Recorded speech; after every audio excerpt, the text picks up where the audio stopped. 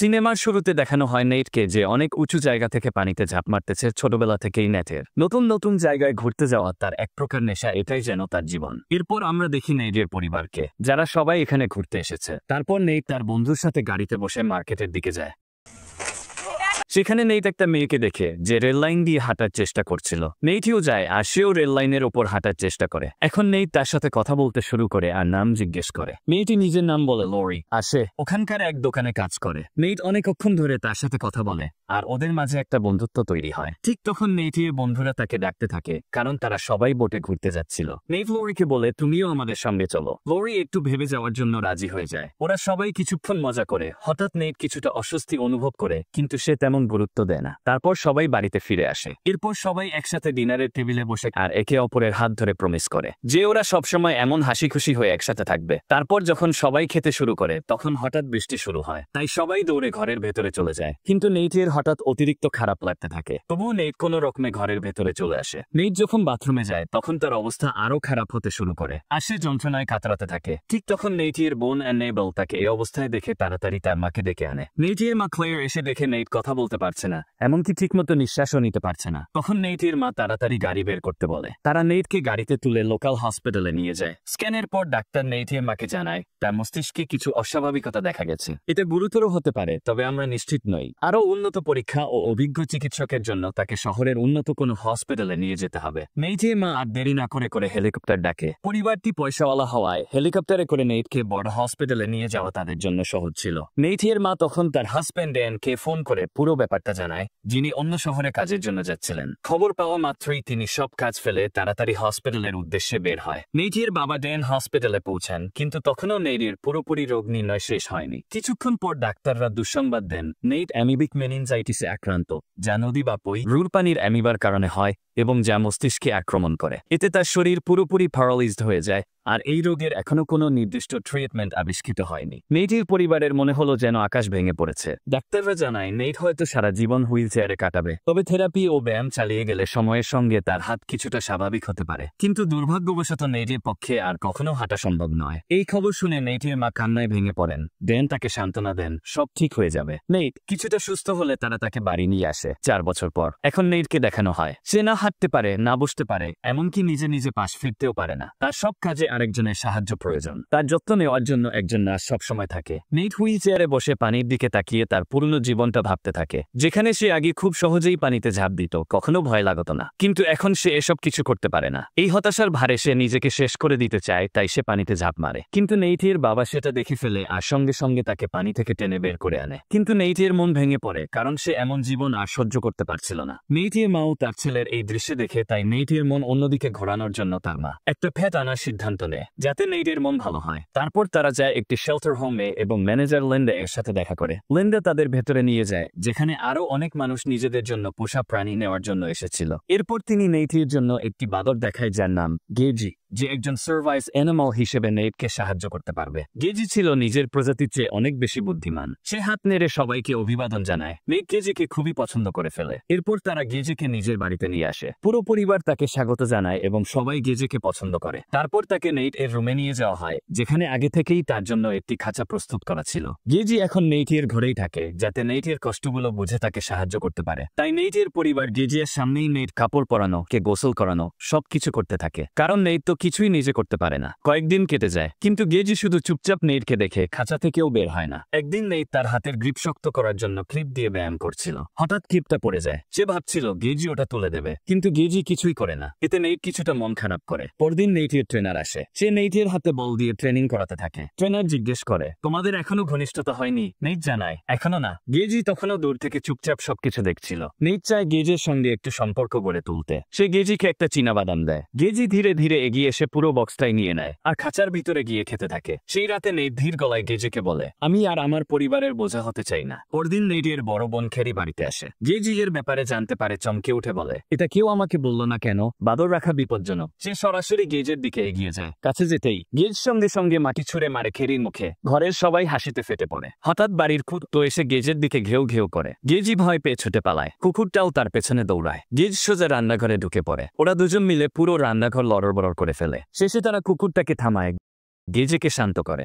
ঠিক তখনই মেয়েটির বাবা ড্যান বাড়ি ফিরে আসে। রান্নাঘরের অবস্থা দেখে সে অবাক হয়ে যায়। কি হলো এখানে? ক্লেয়ার তখন সব ব্যাখ্যা করে। ড্যান আর ক্লেয়ার মিলে রান্নাঘর পরিষ্কার করতে করতে গিজ নিয়ে আলোচনা শুরু করে। ড্যান বলেন, ইও এখনো নেইটিকে কোনো সাহায্য করছে না, আমাদের ওকে ফিরিয়ে দেওয়া উচিত। ক্লেয়ার তখন রেগে গিয়ে বলেন, তুমি একটা পশুর কাছ থেকে কি আশা করো, যে মাত্র 1 সপ্তাহ নেইটের লগে ছিল? এটাই তো ওর একমাত্র সঙ্গী। তুমি কি তোমার ফুয়ার একমাত্র জিনিসটা কেড়ে নিতে চাও? তাহলে তাকে গিয়ে বলো নিয়ে নাও এটা। ক্লেয়ার রেগে চলে যায়। নেইট সবকিছু চুপচাপ শুনছিল। রাতে ক্লেয়ার যখন ঘরে আসে নেইটকে দেখতে, নেইট বলে, আমি আর বোঝা হয়ে থাকতে চাই না, বাবা যা বলেছে সেটাই করো। পরদিন সকালে ট্রেনার আসে। নেইটের হাতে ব্যায়াম করাতে গিয়ে দেখে ওর মুখে গভীর বিষণ্ণতা। তুমি এত মন খারাপ করে আছো কেন? নেইট বলে, যে আমাকে সাহায্য করার কথা সে কিছুই করছে না, ওকে আবার শেল্টারে ফিরিয়ে নিয়ে যাওয়া হবে। ট্রেনার নেইটের আঙুলের ট্রেনিং করাতে থাকে। ব্যথায় নেইট চিল্লাইতে থাকে। গেজি সব দেখছিল, সে যেন নেইটের কষ্ট বোঝে। হঠাৎ একটি বল পড়ে যায়। গেজি ধীরে এসে সেটি তুলে নেইটের হাতে দিয়ে দেয়।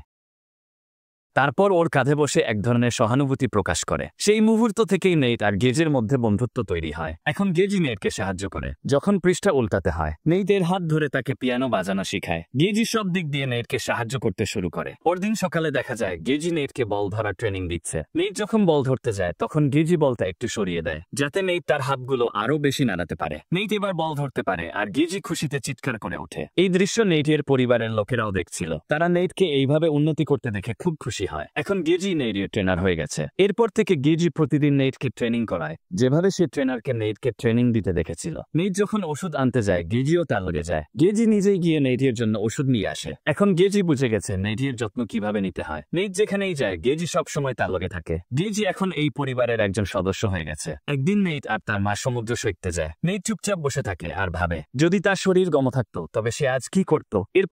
এরপর নেইট একটা চেকআপের জন্য যায় একদল ডাক্তারের সামনে। সেখানে সে দেখায় এখন সে নিজের হাত অনেকটাই ভালোভাবে নাড়াতে পারে। সব ডাক্তার অবাক হয়ে যায়, এত অল্প সময়ের মধ্যে এমন উন্নতি কিভাবে সম্ভব। নেইট তখন তাদের গেজের কথা বলে। ডাক্তাররাও গেজের কাছ থেকে অনেক অনুপ্রেরণা পায়। এরপর নেইট নিজের বাসায় ফিরে আসে। সেদিন তার বার্থডে পার্টি হচ্ছিল। তার বাবা ড্যান তাকে মোবাইল ফোন গিফট করে। নেইট অনেক খুশি হয়। এরপর থেকে নেইট প্রায় গেজের সঙ্গে ছবি তুলতে শুরু করে এবং সেগুলো ইনস্টাগ্রামে আপলোড করে। ধীরে ধীরে অনেক লাইক পেতে থাকে। এরপর নেইট ও গেজি একসাথে একদিন একটি সুপার মার্কেটে যায়। সেখানে গেজি নিজের পছন্দের জিনিস খুঁজে পেয়ে সেটা তুলে নেয়। হঠাৎ লরি সামনে এসে দাঁড়ায়। সে জিজ্ঞেস করে, তুমি কি নেইট? নেইট উত্তর দেয়, হ্যাঁ আমি নেইট। লরি বলে, তোমাকে দেখে চিনতেই পারিনি, কতটা বদলে গেছো তুমি। নেইট বলে, আমি 4 বছর ধরে প্যারালাইজড। লরি তার কথা শুনে দুঃখ পায় এবং তারা কিছুক্ষণ কথা বলে। তারপর সে গেজিকে লক্ষ্য করে এবং তার জন্য কিছু বেরিজ আনে আর গেজের ছবি তোলে। এরপর লরি বলে, আমার একটু কাজ আছে, পরে তোমার সঙ্গে যোগাযোগ করব। সে চলে যায়। ঠিক তখন নেইটের মা আসে এবং জিজ্ঞেস করে, মেয়েটাকে? নেইট উত্তর দেয়, বন্ধু।